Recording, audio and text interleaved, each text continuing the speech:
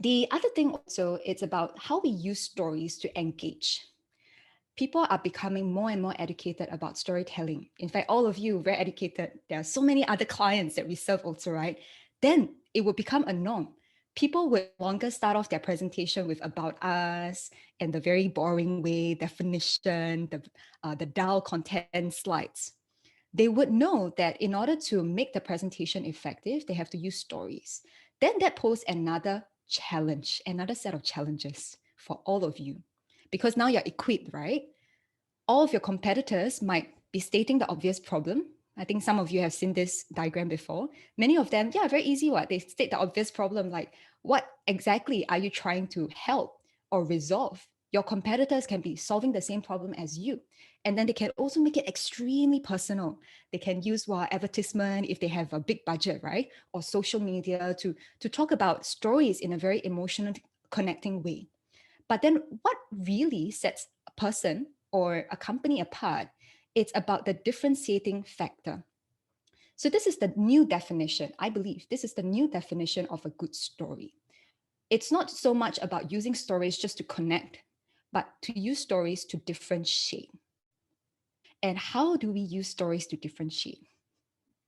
Anyone can tell me? Can you type in the chat? How do we use stories to differentiate? For those of you who have gone through the stories that stick course, especially if you've gone through 2 days, then you should have this ingrained in you. If you have only gone through a crash course, also can put it in.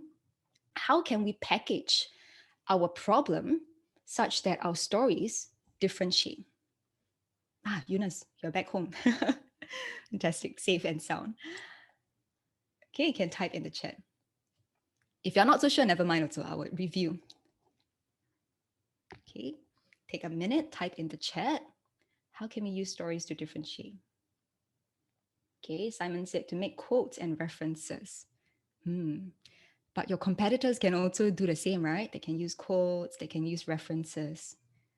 So what makes you so different? Providing facts and data. Also, your competitors can do that. Then how? Challenging, right? And I think sometimes we don't, actually, majority of the time, we do not have visibility over what our competitors are doing. Now, the interesting thing is because we work with many different clients, and also we do a lot of our market research. So we can kind of see the trend by evaluating different companies. Of course, we don't share it freely as to what different people do, but we can see a connecting dot as to how the entire conversation is shifting to something that's more emotional. Okay, so I think many of you talked about either the factual side of things or the personalized story. Now, making it personal is the second layer of this pyramid. And then when you use facts and data, maybe it's also to prove a point, to prove a problem. So stories as well as facts, these are ways for us to support or package our key information. But the true way of differentiating yourself through story, it's in the structure. It's in the structure. There is a big difference in the outcome that you achieve or you would achieve if you structure it this way or you structure it that way. So I believe all of you have seen a movie, right? And all of you have seen a good movie and a bad movie. Now, having a storyline is one thing, but directing the structure or directing the scenes, the angle, it's another thing altogether. And it would determine whether people truly enjoy the movie or not, whether there is an element of surprise. Just by shifting things around, it might be very, very different. So that's where structure comes into the picture. And when I mean structure, it's not just about starting our story or our presentation with a problem. I think majority of people are more educated right now to say, okay, we always need to start off with a problem first so that we create a need before we sell the solution, right? But then the problem again is this level 1 of the pyramid. So what needs to happen is you want to say there is a problem out there in the market, or like if you're pitching internally, there's a problem that the company is facing. And there are alternative ways, this is number 2, there are alternative ways that we have been using or we can use to tackle this problem. out of all these alternative ways, there are gaps. Okay, there are gaps. So this alternative way is not good enough.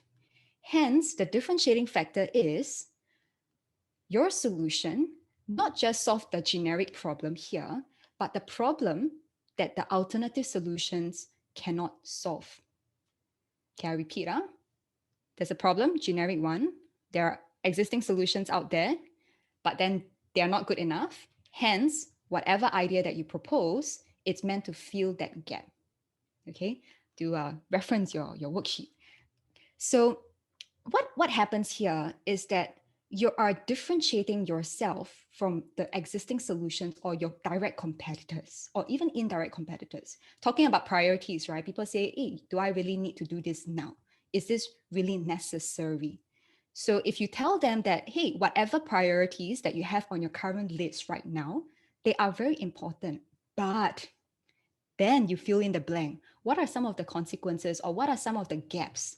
Then you counter propose to say that this is a thing that you can prioritize because it's more holistic in solving the problem, the generic one, as well as filling the gap. Okay, so this is how we differentiate through the structure and also through the element of contrast. Okay, I want all of you to write down on any platform the word contrast. For those of you who have heard me say this, good to refresh again. So for people to really derive meaning from anything is by contrast, right? Like just now from the very, very beginning, we talk about how would we define 2020?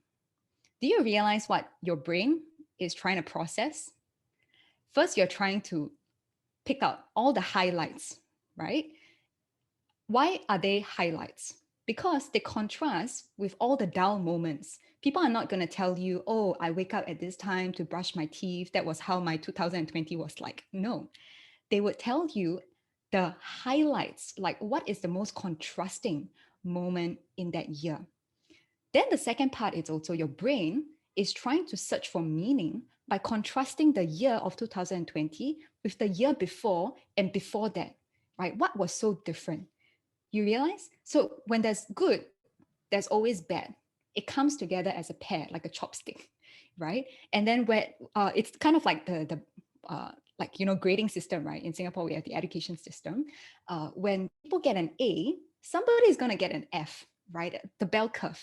So probably not an F, but lesser than A. So there are always this kind of categorization and contrast that we give meaning to, or then we derive meaning from. Okay, so contrast. And this is an element that you should definitely include in any of your conversation when you're narrating a story, presenting an idea, or in your presentation. Cool.